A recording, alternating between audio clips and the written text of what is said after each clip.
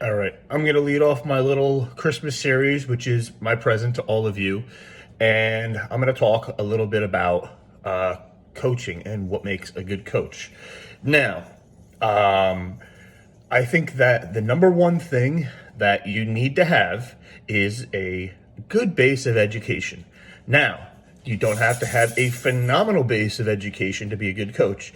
You don't have to be educated like a John Meadows or a Scott Stevenson or even myself, because I'm known to be a little bit technical and scientific, but that's not mandatory. You just have to have a strong base of education and really know the main variables that matter. And here is why. Because the next two things that I'm going to go over are not education based. They are experience based. And this is why your most educated coaches are not always your best coaches. Now I'm going to throw in one right before those two, and I'm going to say, first of all, your coach has to care. Because if he doesn't fucking care, then nothing's going to happen in the first place. He's got to be paying attention to you, and he's got to care. So the second most important thing is going to be a trained eye. A trained eye cannot be taught. There is no video or pictures or comparisons that I can put up that can teach you how to have an eye. I can't teach you how to see water through fat. I can't teach you how to know if someone's lean or not. I can't teach you any of that. I can't teach you how to know if the carb load's working. I mean, we can give hints and ideas, but for the most part, you're going to need experience for that. So intelligence comes along with this. You know, a dumbass is never going to be able to pick this up. But, you know, generally smart people are going to get a trained eye when they work with enough clients through a period of time.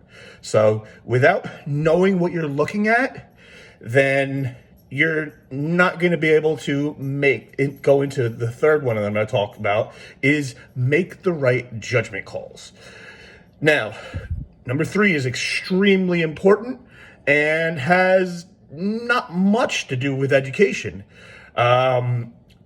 Granted, education has somewhat to do with it, but for the most part, you got to make the right judgment calls. And this is where most intelligent coaches fail, or most scientific-based coaches fail, because they overthink the process and they're sitting here writing everything down on paper and they're trying to draw out some equation that's going to equate to this person looking at the way they want them to look. And that's not always the case. So making the right judgment calls based on 1 and 2, with the combination of your education first and then the trained eye, so you know what it is you're seeing. Because if you don't know what it is you're seeing, you can't use number 1. And if you can't use number 1 with number 2, then number 3 is fucked, because you're going to make the wrong calls. So you need to make sure you have a strong base of education. Not huge, just enough to really do this well. Because again, this is not simple. This is not bullshit. You're not going to take an NASM course or an ACSM or some type of certification or college course and then be able to do this. A lot of times people ask me, what book would I read or what material would I read to really become a good coach? I mean, you could read Scott Stevenson's book. You could read Chris Aceto's book. It'll give you a good start. It is not going to make you anywhere near educated enough to do this.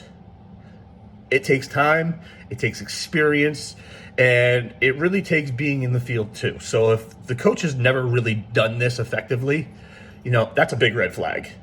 I'm not saying they have to win shows. Not everybody has great genetics, but if they couldn't build a good amount of muscle on themselves and get in shape, then they're probably not a very good coach. You know, like I said, they don't have to win. They don't have to win the fucking show. Their genetic structure might be shit. Their genetic response might be shit. But if they couldn't put any muscle on themselves and get in good shape and pose good and be a good bodybuilder relative to what they have to offer, then they're probably not a very good coach. But being in the field helps, especially educationally, because you know which material you need to know, because there's tons of material. But certain material is more important than other material. So strong base of education, knowing what the fuck you're looking at, and then being able to make the right judgment calls off of that. And this is one that people most frequently ignore, is proper judgment calls. That's why you have a lot of coaches right now that are not big name coaches, or they might be semi big name coaches, but not as high as the ones that you guys all respect and talk about, but they might be better. And like my dad says, the cream rises to the top. Give this another 5-10 years, and you guys are going to be respecting and putting a lot of different coaches on the totem pole than you are right now. Because a lot of these coaches are just playing with genetic anomalies and, genetic freaks and building the reputation off of that. But it's only a matter of time before these, I'd say, semi-high level coaches that you guys respect get their hands on genetic freaks, and then you can see what really can happen when somebody who's really good works with really good genetics who works really hard together. Then you're going to see some shit. So just to recap, education, great eye, and great judgment calls. That's what's really going to make a really good coach.